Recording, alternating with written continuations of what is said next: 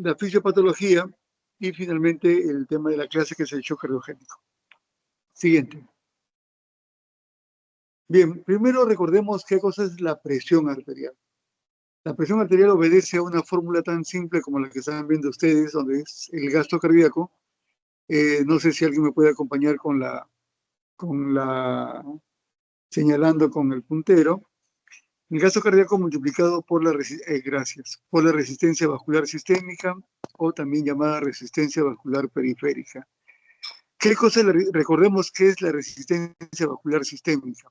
Si ven la figura de la derecha, intenta graficar una arteria y las arterias musculares, como conversamos la vez pasada con mi grupo, son aquellas que tienen la capacidad de disminuir de diámetro, que eso llamamos vasoconstricción, o de aumentar de diámetro, eso llamamos vasodilatación. Entonces, la resistencia vascular periférica no es sino la resistencia al flujo de la sangre, dependiendo mucho del área, del diámetro de las arterias, es decir, del grado de vasoconstricción o de vasodilatación. Y el otro componente de esta multiplicación es el gasto cardíaco. Muy bien. Y el gasto cardíaco obedece a los siguientes factores. Al volumen sistólico multiplicado por la frecuencia cardíaca. El volumen sistólico, llamado también volumen de eyección sistólica, que no es sino la resta entre el volumen de fin de diástole menos el volumen de fin de sístole. ¿Cuáles son los factores que intervienen en este volumen sistólico? La precarga, excelente, qué buen ayudante que me he conseguido el día de hoy. La poscarga y la contractilidad o el estado inotrópico. Siguiente. Entonces, estas son las variables más importantes en lo que es la presión arterial. Entonces, definamos lo que es el shock. El shock es un síndrome caracterizado por un trastorno de la perfusión sistémica. Fíjense ustedes que la definición de shock aquí no comienza con un valor de presión arterial. Como ya hemos conversado con mi grupo muchas veces, mi grupo de práctica me refiero, es que el valor de la presión arterial no es un número único, no es un valor único que va a depender mucho de una serie de factores como la edad del paciente, el peso, la talla, la genética, el tipo de actividad física, etcétera, etcétera.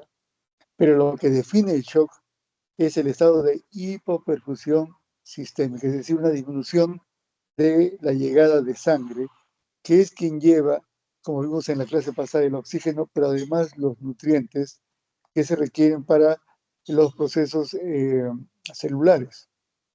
Me refiero a los carbohidratos, me refiero a los lípidos y además a los oligoelementos, vitaminas, etc. Cuando esta hipoxia celular generalizada se mantiene en el tiempo, lleva a la disfunción de los órganos vitales. Me refiero al cerebro, al corazón y al riñón, con una mortalidad sumamente alta. El shock séptico, por ejemplo, tiene una mortalidad que va entre el 35 y el 40%, y el shock cardiogénico motivo de esta clase es mucho más alta, entre el 60 y el 90%. Siguiente. Entonces, recordemos que el gasto cardíaco tiene como variables la frecuencia cardíaca, el volumen latido, la precarga y la poscarga. Siguiente. Entonces, volvamos a repasar. La presión arterial se debe a la multiplicación de gasto cardíaco por resistencia. El gasto cardíaco depende de la frecuencia cardíaca y del volumen latido, y a su vez de la precarga. Perdón, chicos, un segundito.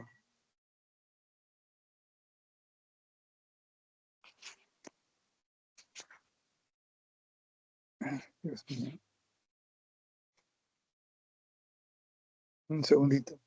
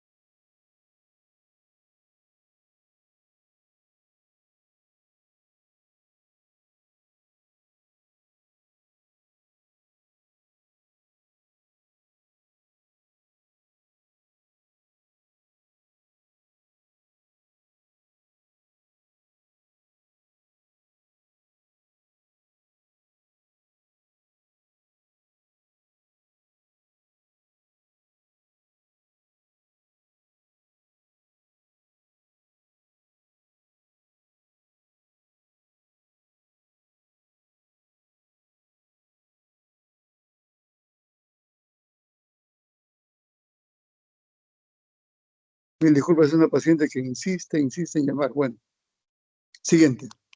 Entonces ya quedó claro que la presión arterial se debe a todos estos motivos, al gasto cardíaco, a la resistencia vascular periférica, a la precarga, la poscarga, todas estas variables tenemos que evaluar en el momento de enfrentar un shock. Siguiente.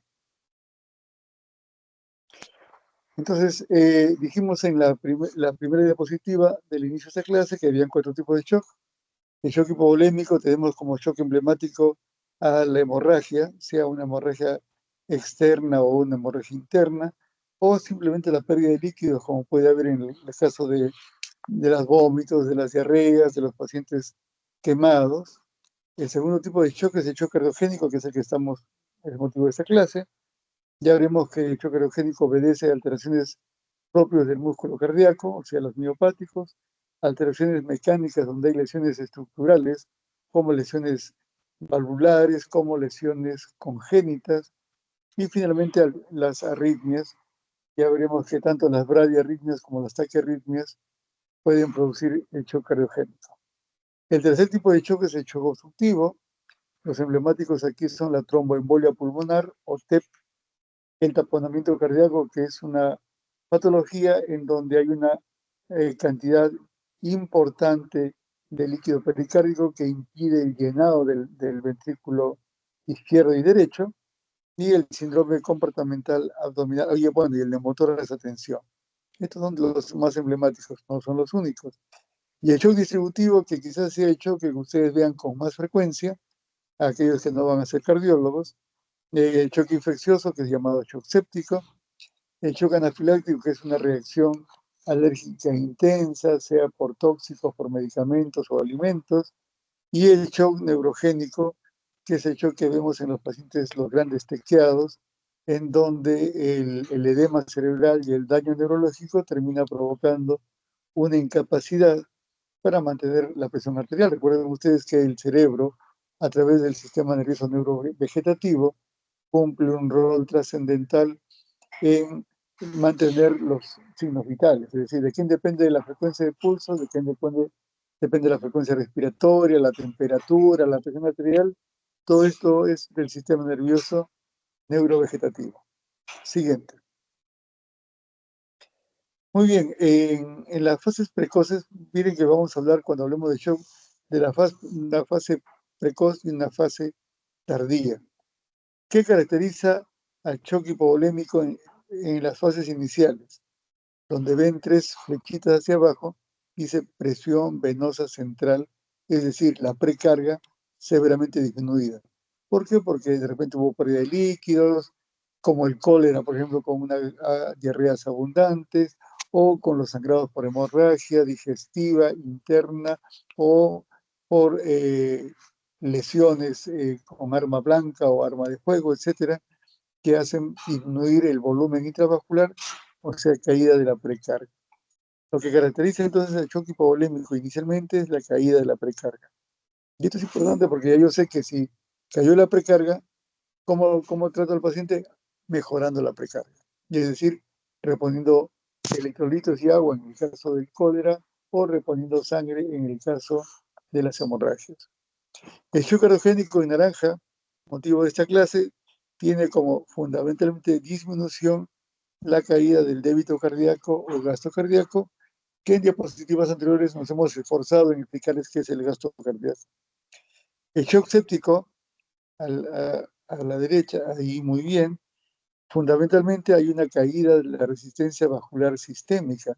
Dijimos que la presión arterial se regulaba a raíz del grado de vasoconstricción o de vasodilatación de las arterias. En el shock séptico o en general en el shock distributivo, lo que ocurre es una vasodilatación severa y esto impide regular la presión arterial con la consiguiente caída. Entonces, si el problema es una caída de la resistencia vascular sistémica, ¿qué le voy a dar? Le daré pues al paciente vasoconstrictores, que es lo que se trata cuando yo enfrento un shock anafiláctico o un shock séptico. Y en el caso del shock cardiogénico en la fase precoz, si la caída es una caída del gasto cardíaco, lo que voy a hacer es darle un inotrópico positivo, como en el caso del infarto de miocardio, para que el corazón comience a ganar presión. Pero miren ustedes en el recuadro de la derecha donde dice fase tardía. En la fase tardía los tres se comportan ya de manera muy parecida, con un aumento de la frecuencia cardíaca, una caída de la presión arterial. La presión venosa central se va a comportar dependiendo del tipo de shock que está predominando, la caída del gasto cardíaco y a veces, y por supuesto, una caída en el consumo de oxígeno. Siguiente. Esta fisiopatología es bastante sencilla, pero muy fácil de entender. Comencemos arriba a la izquierda, mi querido ayudante, donde dice hipovolémico. Entonces hablemos primero del shock hipovolémico. ¿Qué es lo que ocurre en el shock hipovolémico? La pérdida de líquido o la pérdida de la precarga, una caída de la precarga, pérdida de líquido o de sangre. Esto hace caer la precarga. Muy bien. Como cae la precarga, cae el gasto cardíaco. Como cae el gasto cardíaco, cae la presión arterial. Como cae la presión arterial, entramos en estado de shock. Le dijimos que ese shock, la hipoperfusión tisular. Eso lleva, con el tiempo, si no se corrige, al fracaso multiorgánico, que va a terminar con la muerte del paciente. Entonces, si yo tengo un paciente que está sangrando, pues debo no solamente detener el sangrado, sino además debo mejorar la volemia. Luego tenemos el shock obstructivo. Dijimos que poníamos como ejemplo la embolia pulmonar o en este caso el taponamiento cardíaco. Al haber una dificultad al llenado, ¿qué va a ocurrir? Que el ventrículo izquierdo y el derecho van a recibir poca sangre. Como reciben poca sangre, el volumen latido cae. Como cae el volumen latido, cae el gasto cardíaco. Como cae el gasto cardíaco, desciende la presión arterial. Esto lo lleva al shock al paciente, fracaso multiorgánico y muerte del paciente. Bien, ustedes hasta ahora estamos viendo que si el shock no se trata, se muere el paciente. El shock cardiogénico, motivo de esa clase, en este caso producido por un infarto de miocardio, hay una lesión de las células de los miocitos, una disminución del estado inotrópico, y al haber una disminución del estado inotrópico, cae el gasto cardíaco y continúa toda la cascada que ya hemos visto. El shock distributivo, miren ustedes, tiene una peculiaridad. Perfecto, bien, vamos primero hacia la derecha, en donde hemos dicho que en el shock distributivo hay una caída de la resistencia vascular periférica o sistémica. Esto va a producir una mala distribución de la sangre, lo cual va a contribuir a a una mayor hipoperfusión tisular con un mayor fracaso multiorgánico. Pero además, si vuelves a subir ahora en el brazo izquierdo del distributivo, vamos a ver que el shock séptico, y esto lo vemos cada vez con más frecuencia, provoca agresión directa sobre los miocitos, produce una disfunción de los miocitos, lo que ahora llamamos miocardiopatía por sepsis. Es decir, ese estado tóxico que se encuentra el paciente contribuye a que los miocitos pierdan fuerza, no se contraigan como debe ser. Hay una disminución del estado inotrópico, eh, sigue a baja, hay disminución del estado inotrópico, disminución de la función sistólica, caída del gasto cardíaco. Entonces, en el shock séptico, lo que nos está diciendo, además de haber una vasodilatación y caída de la resistencia vascular sistémica, va a haber también una disfunción miocárdica. Muy bien, siguiente. Entonces, para resumir, el shock hipovolémico es por una falla del volumen intravascular. El shock cardiogénico es por una falla en la bomba. El shock obstructivo es por una obstrucción externa al llenado cardíaco. Y el shock distributivo es por una vasodilatación y alteración en la extracción de CO2. Entonces, de aquí también se deduce la terapéutica. Si hay falta de volumen intravascular, repondré volumen. Si hay un fallo de bomba, le daré un inotrópico. Si hay una obstrucción al llenado extracardíaco, si es un hemotórax, pondré un tubo para sacar el aire de esa zona. Si hay líquido en el pericardio, tendré que punzar el pericardio y retirarlo. Si hay una embolia pulmonar, pues le daré terapia fibrinolítica para deshacer los coágulos que se encuentran en esa zona. Y si el problema es distributivo y es un proceso de vasodilatación, pues le daré que un vaso constrictor para regular la presión arterial. Siguiente. Entonces, en las primeras etapas, en lo que vamos a llamar pre-shock, el shock cardiogénico, hipovolémico y obstructivo se comportan más o menos igual. Aumento de la resistencia vascular sistémica con caída del gasto cardíaco. Mientras que el shock distributivo es exactamente al revés. Tiene una resistencia vascular sistémica baja porque hay vasodilatación y más bien tiene un gasto cardíaco elevado. Lo cierto es que todos estos confluyen con una caída de la presión arterial media. PAM significa presión arterial media. Cuando ocurre la agresión, el pre-shock en etapas iniciales, el organismo va a responder. ¿De qué manera? Los mecanismos neuromorales y metabólicos salen al frente para intentar compensar esa caída de la presión arterial. ¿Quiénes son los más rápidos? Pues las catecolaminas, seguido de los corticoides, el sistema renina-angiotensina-aldosterona y la hormona antidiurética, como estábamos conversando en la clase de ayer. Y desde el punto de vista metabólico hay una redistribución en la perfusión tisular, es decir, se redireccionan la sangre a las zonas más sensibles, las zonas más delicadas como el cerebro y el corazón, en perjuicio de zonas, digamos, menos importantes, entre comillas, como el músculo, que tiene una gran resistencia a la hipoxia, el riñón, que pone de su parte, pero si no lo ayudamos va a entrar en falla renal aguda, y la piel, es por eso que van a ver que llegan los pacientes en shock con la piel pálida y sudorosa. Siguiente.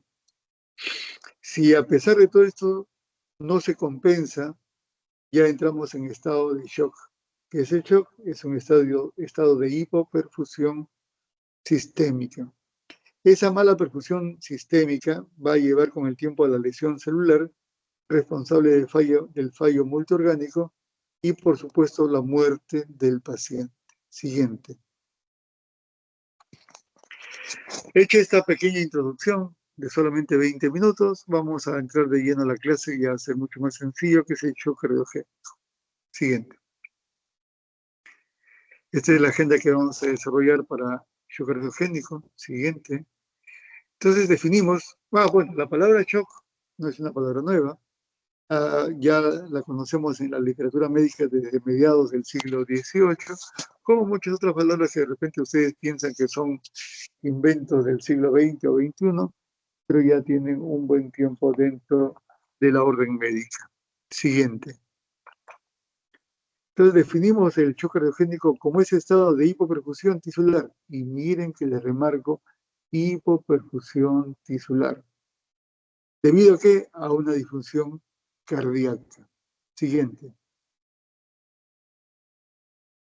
Esta es una visión bastante simplista. En esta imagen ven ustedes el corazón con una mancha negra que representa pues a un infarto de miocardio, pérdida de miocitos. Como hay pérdida de miocitos, hay una disminución del estado inotrópico, por lo tanto una caída del volumen sistólico con caída del gasto cardíaco. Si sigues la flecha vas a ver que como respuesta del organismo va a haber una hiperactividad simpática, es decir, un aumento de la vasoconstricción para tratar de mantener la presión arterial a expensas de una hipoperfusión de otros órganos, como ya hemos mencionado, en este caso en el ejemplo se ve el riñón, ahí perfectamente, que va a empezar a retener agua y sodio.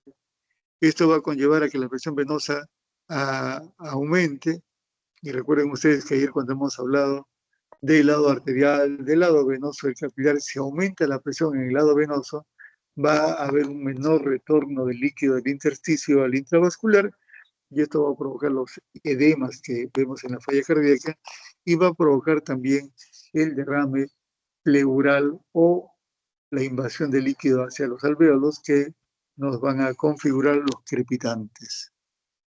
Siguiente. Entonces, desde el punto de vista epidemiológico, la causa más importante de shock cardiogénico es el infarto de miocardio. ¿Hay otras causas menos frecuentes? Sí, como la ruptura del septum interventricular, la ruptura del paro libre, la insuficiencia mitral, etcétera, con una mortalidad sumamente alta, como ya hemos mencionado. En realidad, a mí como docente no me importa que memoricen los números. Me interesa que recuerden que cuando vean un choque cardiogénico por infarto de miocardio, prepárense bien. La respuesta del médico a la enfermedad tiene que tener una proporcionalidad. Si viene un paciente con unas ligeras palpitaciones, con examen clínico normal, pues probablemente mi actitud sea muy diferente a que si veo que llega un paciente con dolor de pecho y con una presión arterial en 70-40, mucho cardiogénico. Entonces, ¿por qué? Porque sé que la mortalidad es mucho mayor. Siguiente. ¿Cuáles son las causas de shock cardiogénico? Bien, veamos de esta manera. Si hablamos del ventrículo izquierdo, a la cabeza el infarto de miocardio, las miocardiopatías obstructivas, las miocarditis tan de moda durante la época COVID, la miocardiopatía periparto, postcardiotomía, es decir, aquellos pacientes que son operados de corazón y se corta el corazón para poder colocar una válvula o hacer una plastía del ventrículo. Las formas progresivas de miocardiopatías, las miocardiopatías por sepsis que ya hemos mencionado hace un ratito, las miocardiopatías de estrés, llamados ahora síndrome de Takotsubo, y la obstrucción al tracto de salida del ventrículo izquierdo. Pero también puede ser debida a lesión no del ventrículo izquierdo, que es el más frecuente, sino también del ventrículo derecho. Tenemos también el infarto de miocardio. Hemos dicho hace un momento que el infarto de miocardio ocupa el 80% de las causas del shock cardiogénico, sea este de ventrículo izquierdo o sea de ventrículo derecho.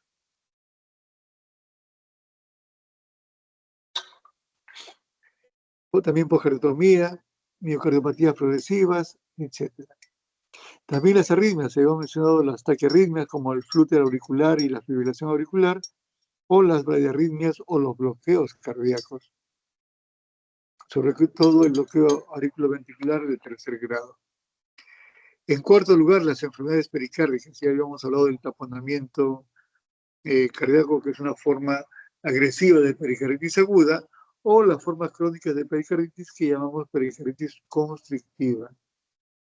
En quinto lugar, las alteraciones de índole tóxicas o quimioterápicas o metabólicas, como las producidas por los bloqueadores de canales de calcio. Los bloqueadores de canales de calcio son medicamentos de uso frecuente, sobre todo en arritmias e hipertensión arterial, pero que tienen como gran defecto tener un efecto inotrópico negativo. Entonces, ¿pudieran desencadenar un shock? Sí. ¿Es frecuente? Felizmente para nosotros, no. También están los receptores, los bloqueadores de receptores alfa y los trastornos de la tiroides. Y finalmente las disfunciones valvulares, tanto cuando hablamos de válvulas nativas, es decir, con las que hemos nacido, como cuando hablamos de las válvulas protésicas. Siguiente. Un segundito.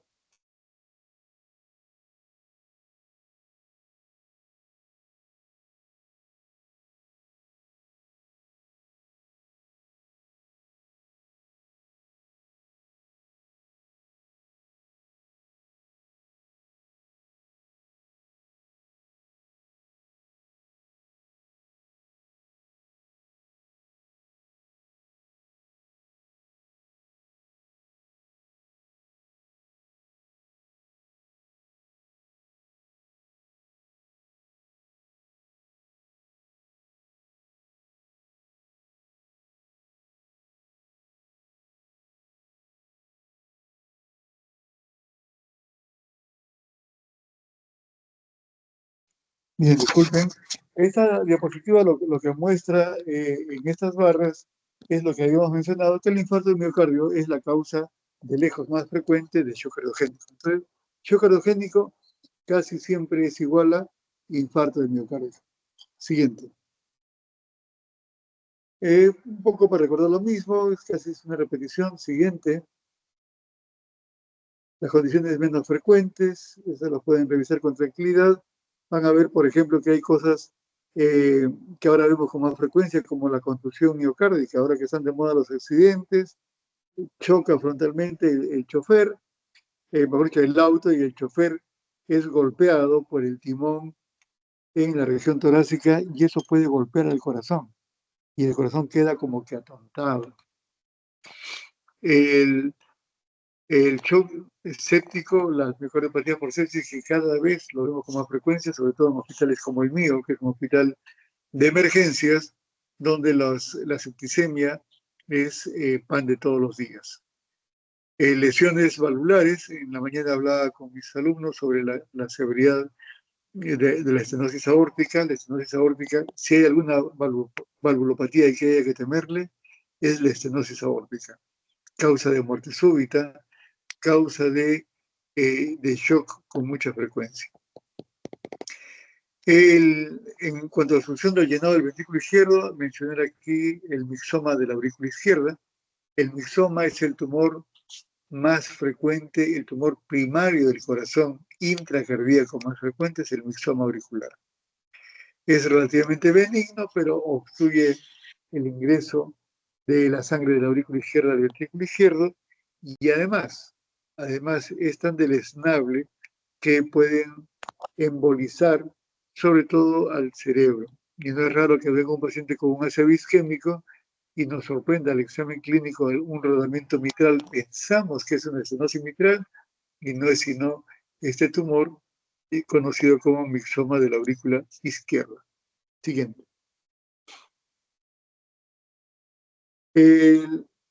Cuando estudien infarto van a ver que el infarto se divide desde el punto de vista electrocardiográfico en dos brazos. Los infartos de miocardio con elevación del segmento ST y los infartos de miocardio sin elevación del segmento ST. El electrocardiograma es un procedimiento, un examen auxiliar que tiene más de 100 años en uso clínico y a pesar del tiempo sigue siendo el primer examen que hacemos cuando enfrentamos a un paciente con dolor torácico. Y no solamente nos hace el diagnóstico de infarto, sino nos permite saber si el segmento CT está elevado o no. ¿Y eso qué importancia tiene? Mucha, porque el tratamiento para el infarto CT elevado y no elevado no son exactamente iguales. Siguiente. Entonces, cuando yo estoy en emergencia, ¿qué variables pueden hacerme pensar que ese paciente va a entrar en shock cardiogénico? ¿Cuáles son las variables predictoras para el shock cardiogénico? El primero, la edad. Individuos mayores de 65 años, diabéticos, aquellos que ya tuvieron un infarto previo, aquellos cuya fracción de eyección al inicio del cuadro ya es inferior al 35%, cuando la arteria culpable del infarto no ha sido permeabilizada, cuando esa arteria queda todavía obstruida. Y finalmente, cuando hago el ecocardiograma, si veo que otras zonas que no han sido comprometidas no están cumpliendo con su labor compensadora para intentar mejorar la función sistólica global. Es decir, si yo tengo un infarto de la cara anterior, yo espero que la cara inferior y posterior comiencen a trabajar más para compensar el shock. Pero si veo que no se mueven exageradamente, si no se mueven normalmente, voy a asumir que hay más de una arteria coronaria lesionada. Siguiente.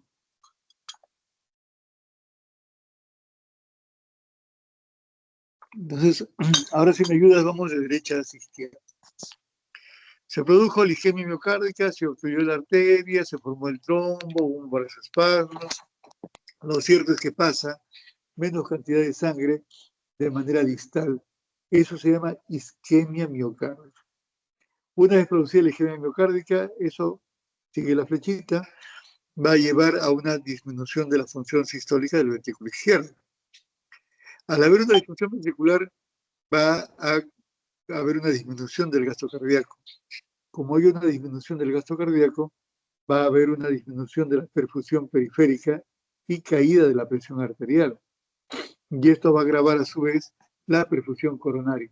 Es decir, zonas del corazón que no han sido infartadas van a ser también lesionadas porque la hipotensión arterial también provoca una disminución de su perfusión. Siguiente. Entonces, ocurrió el ataque, ha habido una reducción del flujo coronario, ocurre el shock cardiogénico, sígueme por favor con la flechita, y nos encontramos con que además hay una respuesta inflamatoria e inmunológica del organismo, que contribuye a la falla multiorgánica y la muerte del paciente. Entonces, ¿el shock cardiogénico solamente es cardiogénico? No. También hay que tomar en cuenta que el organismo va a reaccionar, va a haber una respuesta del sistema inmune y de inflamación. Siguiente. Entonces veamos, arriba, donde dice disfunción miocárdica, producido pues por el infarto de miocardio, veamos qué ocurre en sístole y en diástole. Comenzamos con la diástole, a la derecha. Muy bien. En la diástole, ¿qué debe hacer el ventrículo izquierdo? Voy a decir izquierdo por criterio de frecuencia. ¿Qué ocurre? El ventrículo izquierdo debe relajarse. ¿Cómo se llama esa función de relajación? Se llama lusitropismo. Lusitropismo. Es decir, una vez que se acaban las imágenes de carambolas.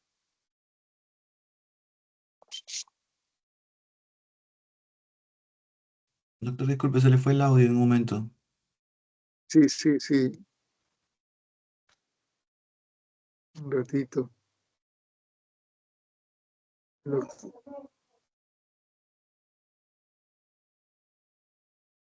Ya. En la diástole, todo el calcio que salió del retículo sarcoplásmico para la unión con actina y la miosina debe ser recaptado al retículo sarcoplásmico. Pero esa recaptación, ¿qué requiere? Requiere que se haga contracorriente, es decir, de una zona de menor concentración a una zona de mayor concentración, con gasto de energía. ¿Qué energía? Que proviene de los ATPs. ¿Y dónde se producen los ATPs? En las mitocondrias. ¿Y qué requieren las mitocondrias? Oxígeno que no les está llegando. Entonces, al no haber calcio recaptado al retículo sarcoplásmico, el ventrículo no se relaja adecuadamente. Ese estado lucitrópico alterado hace que se eleve la presión diastólica final del ventrículo izquierdo. Eso significa PDFDI. Eso va a llevar a una congestión pulmonar porque la presión diastólica del ventrículo izquierdo correlaciona con la presión de aurícula izquierda, que a su vez correlaciona con la presión venosa capilar. Y si la presión venosa aumenta en el lado venoso del capilar, menos líquido vuelve del intersticio al intravascular y se queda en el intersticio pulmonar. Entonces, básicamente queda agua entre el capilar sanguíneo y el alveolo. Y ayer que estuvimos hablando cómo atraviesa el oxígeno la membrana alveolo capilar, pues aquí vamos a encontrar que hay un líquido al medio que va a dificultar el pasaje del oxígeno y del CO2 en los sentidos convenientes. Esto va a llevar, no a un, ahí es un error, no es hipotermia, es a, sí, ahí es a una hipoperfusión que va a llevar a una mayor, a una hipoxemia, porque no, el oxígeno no está pasando, y esto va a llevar a una mayor isquemia. Al haber una mayor isquemia, esto va a llevar a una disfunción miocárdica progresiva, porque el miocardio no está recibiendo el oxígeno, que va a llevar finalmente a la muerte del paciente. Volvemos a subir hacia arriba, donde dice disfunción miocárdica, y vemos el otro brazo, que es el brazo sistólico. Ya habíamos dicho que al perderse miocitos, se pierde la energía, eso hace que el volumen sistólico disminuya, al disminuir el volumen sistólico disminuye el gasto cardíaco, eso lleva a hipotensión arterial, esto lleva a disminución de la perfusión coronaria y a una mayor isquemia. Muy bien, y hay un tercer brazo. Dijimos que en el infarto de miocardio, además, hay una respuesta del sistema inmune y del sistema inflamatorio. Eso se llama síndrome de respuesta inflamatoria sistémica, SRIS, sistema de respuesta inflamatoria sistémica, con incremento de una serie de sustancias como la interleuquina 1, interleuquina 6, que también se pusieron de moda en la época COVID, cuando nos hablaron de las tormentas de citoquinas. Estas son citoquinas: factor de necrosis tumoral, proteína C reactiva y el óxido nítrico. Como hay una respuesta inflamatoria, esto contribuye a una disminución del gasto cardíaco. Ya hemos dicho cómo la inflamación puede producir una alteración en el estado inotrópico de los miocitos. Y esto contribuye a una mayor hipoperfusión sistémica, una mayor hipoperfusión coronaria, que va a llevar a una mayor isquemia y muerte del paciente. Siguiente. Ahora veamos cómo se defiende cada organismo o cada órgano importante. Comencemos con el cerebro. El cerebro tiene un mecanismo de autorregulación bastante efectivo, creo que es el mejor de todos. Con una presión arterial media alrededor de 50 o más, se perfunde adecuadamente, pero cuando la PAM cae por debajo de 50 milímetros de mercurio, ya ese mecanismo de autorregulación se pierde, la presión de perfusión disminuye y empieza a aparecer una hipoperfusión, una isquemia cerebral generalizada. Es por eso que el paciente con shock cardiogénico puede llegar encefalopático. Entonces, ¿qué es una encefalopatía? Una alteración difusa que comienza con la cognición. Llega el paciente y no va a recordar bien su nombre o su edad o el nombre de los acompañantes, o puede tener una tendencia al sueño. Y esto ocurre cuando la PAM cae por debajo de 50 milímetros de mercurio. Siguiente. Ahora veamos qué ocurre con el riñón. El riñón tiene un sistema no tan efectivo que se altera cuando la PAM cae por debajo de 80 milímetros de mercurio. Como ya habíamos conversado el día de ayer, el sistema o la mácula densa se activa y libera la renina, que da eh, el inicio a esta cadena, a esta cascada que termina en el angiotensinógeno, perdón, en la angiotensina 2 y la aldosterona. La angiotensina 2 es un potente vasoconstrictor y la aldosterona que nos ayuda en la retención de agua y sodio. Si la PAM no se corrige a estos niveles que hemos mencionado, pues ocurrirá una alteración en la función renal, una insuficiencia renal aguda, generalmente por necrosis tubular aguda. Siguiente. Ahora veamos qué ocurre con el pulmón. El edema pulmonar que ya hemos mencionado, el líquido que está en el intersticio, el líquido que alcanza los alveolos, produce pues una disminución de la oxigenación, pero además una disminución de la distensibilidad. Recuerden ustedes que el pulmón es un órgano elástico que debe abrirse y cerrarse en la inspiración y en la expiración. Pero habiendo agua de promedio, le va a costar más trabajo al pobre paciente distender los pulmones, utilizar los músculos accesorios, utilizar mayor cantidad de ATPs y mayor cantidad de oxígeno cuando en realidad hay más problemas. Esto va a hacer que se eleve la gradiente alveolo capilar, y esto ya lo pensamos ayer. La gradiente alveolo capilar se refiere cuánto oxígeno hay en el alveolo menos cuánto oxígeno hay en la sangre arterial circulante. Como ya dijimos ayer, normalmente son 3 o 4 milímetros de mercurio, pero cuando la gradiente aumenta, pues esto va a crearle más problemas al pobre paciente, porque hay una disminución del contenido arterial de oxígeno importante para la formación de los ATPs y la función de las células. Siguiente. Y en el tracto gastrointestinal también ocurre una cosa interesante. Recuerden ustedes recuerden ustedes que el aparato digestivo contiene una cantidad importante de bacterias, que son bacterias buenitas, son bacterias que viven en simbiosis con nosotros. Son bacterias que tienen múltiples funciones, funciones de defensa, impiden que gérmenes agresivos o que puedan afectarnos patógenos proliferen en el tracto gastrointestinal. Por ejemplo, si ustedes van por la calle, ven una manzanita deliciosa, la compran, la limpian con la ropa y se la comen, ¿ustedes creen que no entran gérmenes? Por supuesto. La primera barrera, ¿cuál es? El estómago. El ácido del estómago quema todo lo que puede. Y si alguno pasa, los gérmenes que están en el tracto gastrointestinal le sacan la mugre y no lo dejan progresar. Esos gérmenes, que normalmente son buenitos cuando están dentro del tracto gastrointestinal,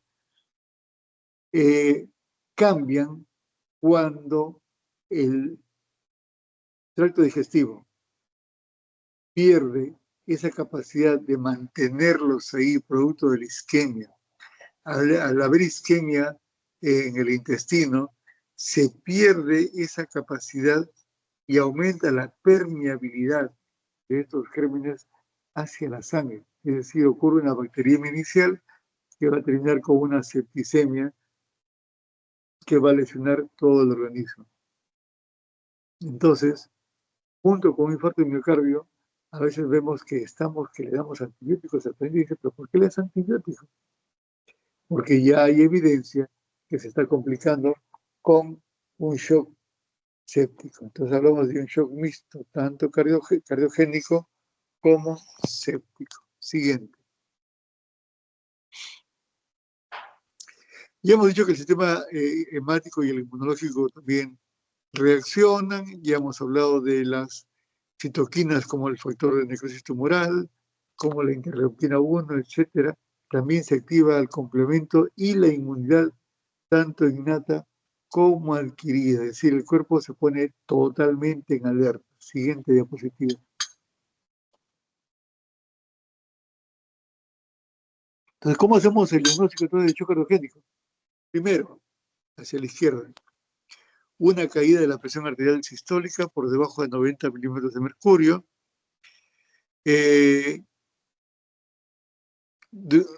por lo menos por 30 minutos, o si mantienes una buena presión, pero a expensas del uso de vasopresores. 2. La presencia de congestión pulmonar. Tiene que haber crepitantes, tiene que haber signos de congestión radiológicos como las imágenes algodonosas o el derrame pleural, que nos evidencien aumento de la presión de llenado del ventrículo izquierdo, que por supuesto con el ecocardiograma se va a ver mucho mejor. Y en tercer lugar, tener evidencia de hipoperfusión tisular. Cuando hablamos del cerebro, alteraciones en el estado mental. Cuando hablamos de la piel fría y húmeda. Cuando hablamos del riñón, la oliguria. Y desde el punto de vista del laboratorio, la presencia de lactato, de un incremento del ácido láctico superior a 2. ¿Y por qué hemos elegido el ácido láctico? Ustedes recordarán que la glucosa es el principal elemento de combustión en el cuerpo. Y la glucosa tiene un proceso de glucólisis que termina en ácido pirúvico, el cual se convierte, eso lo vimos el día de ayer, en acetilcoenzima A para ingresar a la mitocondria. Pero si no hay oxígeno y no puede haber ese paso de ácido pirúvico hacia acetilcoenzima A, el ácido pirúvico se tuerce y se va hacia la conformación de ácido láctico, generando 2 ATPs. Es decir, a no producir nada, bueno, 2 es siquiera alguito, pero ese ácido láctico es enviado a la circulación sistémica para que el hígado lo recoja y lo reconvierta en glucosa. Pero si la hipoxia es tan severa como el choque cardiogénico y la producción de ácido láctico es muy abundante, pues esto ya se va a traducir en la sangre como hiperlactacidemia, la cual es capaz incluso de alterar el pH, provocando una acidosis de tipo metabólica. Siguiente.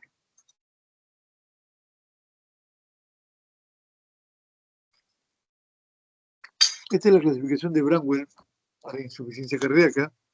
Es un triángulo o una pirámide que va de abajo hacia arriba. Decimos que es un estadio A cuando es un paciente que tiene un infarto de miocardio, pero no tiene ni siquiera un estado de pre-shock. Es decir, tiene una buena presión arterial, tiene una buena frecuencia cardíaca, no tiene congestión pulmonar, no tiene incremento del ácido láctico, pero tiene como factor de riesgo el infarto de miocardio. El tipo B, o el estadio B, es aquel paciente que ya tiene lo que hemos llamado pre-shock. La presión arterial todavía está decente, pero ya tiene una frecuencia cardíaca elevada. Un paciente con un infarto de miocardio que tiene más de 100 de frecuencia cardíaca en reposo, consideren que puede estar ya en un estado de pre-shock. El estadio C es el estado de shock clásico, lo que hemos venido mencionando hasta el momento. El estadio D es aquel paciente que teniendo un shock igual que el estadio anterior, ya no responde adecuadamente a la medicación. Por ejemplo, si mi paciente recibía dobutamina 2 microgramos por minuto, por decir un número, pues ahora tengo que darle 4 y después 5 y después 6 para mantener una buena presión arterial. Entonces ya es un paciente donde ya empieza a haber un deterioro clínico evidente. Y el estadio es el estadio extremo, es aquel paciente en donde ya estamos llegando ya al shock irreversible. Y de ahí a la muerte del paciente hay solamente un pasito. Siguiente. Este es para ver la mortalidad. Miren, en el estadio A hemos dicho que no tiene hipotensión, no tiene taquicardia, no tiene hipoperfusión. Arriba a la derecha, por favor. Ahí a la derecha. Ahí miren la mortalidad en las barras del estadio A es muy bajo.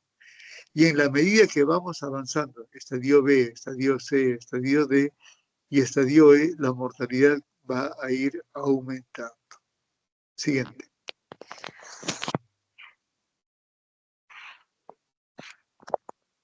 Entonces, el shock cardiogénico, ¿qué vamos a ver desde el punto de vista clínico?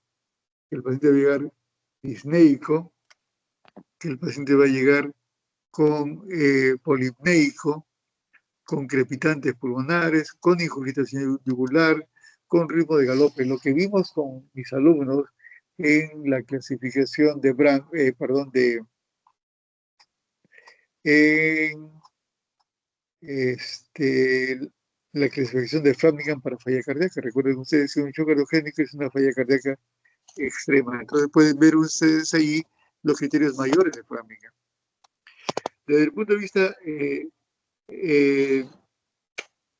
para identificar la hipoperfusión, que es lo que identifica el shock cardiogénico, vamos a ver en piel, palidez, vamos a ver piloerección, vamos a ver piel fría, vamos a ver diaforesis, es decir, piel muy húmeda, vamos a ver cianosis periférica que vimos ayer en la clase. En el riñón vamos a ver oliguria, en el cerebro vamos a ver alteración del estado cognitivo. Y el tercer criterio para hacer el diagnóstico, primero vimos el clínico, luego la identificación del shock como tal y las variables hemodinámicas dadas por una disminución del índice cardíaco por debajo de 2.2 litros por minuto por metro cuadrado, una hipotensión arterial tal y como hemos descrito, menor de 90 minutos de mercurio, sostenida en el tiempo de por lo menos 30 minutos, y una presión capilar pulmonar que excede de los 15 milímetros de mercurio. Siguiente. Esa es la clasificación de fenotipos de shock cardiogénico. Es una clasificación bastante clínica que les va a ayudar a ustedes en la identificación del tipo de shock. Por ejemplo, en las líneas horizontales, no sé si puedes señalar horizontal, vamos a ver que dice wet, que es húmedo, y dry, que es seco. Muy bien. Y en las verticales dice cold y dice warm, que es frío y caliente. Entonces podemos tener 4 combinaciones con esas tablas. Frío y húmedo, frío y seco, caliente y húmedo y caliente y seco. ¿A qué se refiere con frío y a qué se refiere con húmedo? Húmedo se refiere a la presencia de crepitantes a nivel pulmonar, que eso se traduce, si bajas un poquito, nos dice la flechita hacia arriba que dice PCWP, que significa en castellano incremento de la presión capilar pulmonar. Cuando está aumentada la presión capilar pulmonar, aparecen los crepitantes, criterio mayor de Framingham para falla cardíaca. Luego hacia la izquierda van que dice una flechita hacia arriba que dice aumento de la resistencia vascular sistémica y una caída del CI, que es el índice cardíaco. Entonces, ¿cómo sé que el índice cardíaco está bajo? Porque hay una hipoperfusión, piel fría, pálida. Piel fría, ok. Cold es frío. Perfecto. Ese es el shock cardiogénico clásico. Luego corremos a la derecha al número 2, donde dice seco y frío. ¿A qué se refiere con seco? Que no hay crepitantes todavía, porque la presión capilar pulmonar, señala más abajito, ¿dónde estabas? PCWP, que es presión capilar pulmonar, todavía no está elevada, por eso es que no tiene crepitantes, pero la piel ya está fría. El tercer tipo es la piel caliente, pero el paciente tiene crepitantes. En este caso estamos enfrentando un shock cardiogénico que además se ha comprometido generalmente con un shock séptico. A eso llamamos shock mixto. ¿Y por qué séptico? Porque ya hemos mencionado que la hipoperfusión a nivel intestinal va a provocar una translocación bacteriana que va a permitir la migración de bacterias del intestino a la circulación sistémica, produciendo o añadiendo o agravando el shock cardiogénico. Y si vemos en el recuadro número 4, que está en rosado, la piel está caliente, que eso nos habla de un gasto cardíaco alto, con ausencia de crepitantes, a eso le decimos caliente y seco, que lo más probable es que no sea shock cardiogénico. Entonces, si ustedes ven llegar un paciente con la piel caliente y está chocado, lo más probable es que no sea cardiogénico o, en el peor de los casos, un shock mixto, en donde el cardiogénico y el séptico se mezclan. Siguiente.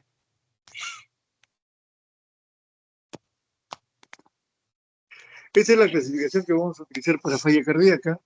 La que está a la izquierda es la clasificación antigua, miren ustedes, del año 67, que en realidad es de los doctores Killip y Kimball, aunque por convención simplemente decimos Killip, que está graduado en 4 diferentes niveles, asignados con los números romanos. El Killip 1 es aquel paciente que llega con un infarto de miocardio y no tiene signo de falla cardíaca, es decir, no tiene hipotensión, no tiene taquicardia, no tiene crepitantes, pero tiene un infarto. Ese es un Killip 1. El Killip 2 ya es un paciente que ya muestra evidencia de falla cardíaca a través de un ritmo de galope o ya la presencia de crepitantes, pero solamente en las bases pulmonares. Por supuesto, la presión arterial de este paciente todavía está normal. El Killip 3 es aquel paciente que es igual que el 2, pero los crepitantes llegan por lo menos a la mitad de ambos campos pulmonares, si es que no es más. Esto es lo que conocemos comúnmente como edema agudo pulmonar. Y el Killip 4 es el motivo de esta clase, que es el shock cardiogénico, es decir, es igual al 3, pero con caída de la presión arterial. Hacia el lado derecho van a ver ustedes la clasificación de Forrester, que es una clasificación que se utilizaba, o se utiliza ya cada vez menos. Se requiere la introducción de un catéter llamado de Swan y Gans, que mide la presión capilar pulmonar y mide el gasto cardíaco. Siguiente. Entonces, repasemos cómo es el cuadro clínico de un shock cardiogénico.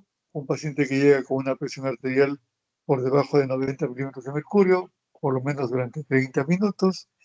con oliguria, alteraciones del sensorio, frialdad de la piel de miembros inferiores, todo esto característico de la hiperactividad simpática propio de la respuesta neuromoral inmediata del shock, con un índice cardíaco menor de 2,2 litros por minuto por metro cuadrado y una presión capilar pulmonar mayor de 18 milímetros de mercurio. ¿Y por qué 18?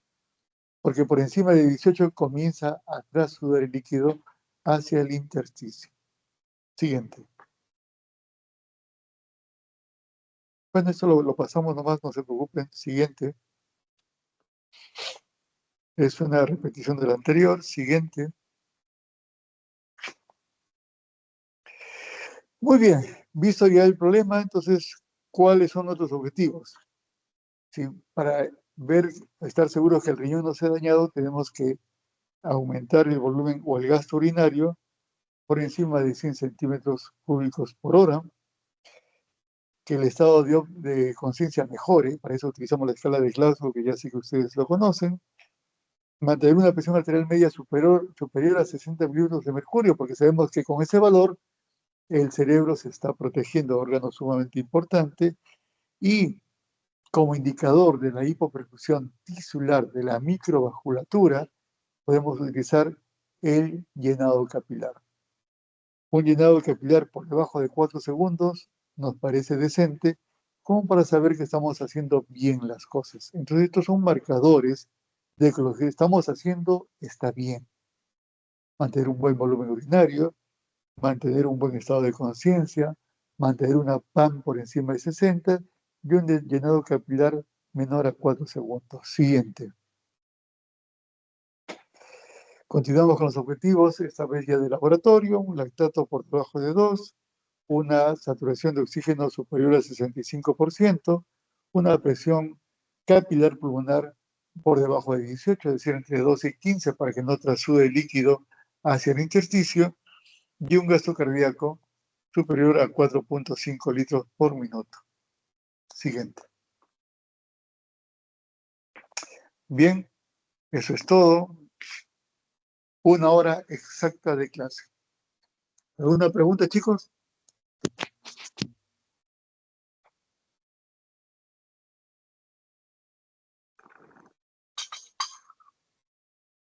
¿Alguna pregunta? Parece que no, doctor. Muy bien, doy por concluida mis dos clases de teoría. ¿Cuándo acaban la rotación ustedes?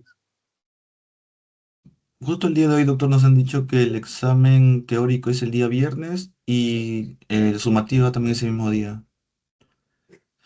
Ya, ok, muy bien. Muchas gracias. Después me comunico con mi grupo. Ya hay que hacer historias mañana. Listo, doctor. Luego. Hasta luego, doctor. Muchas gracias por la clase del día de hoy. Buenas noches. Bien puede tener la grabación. Gracias, doctor.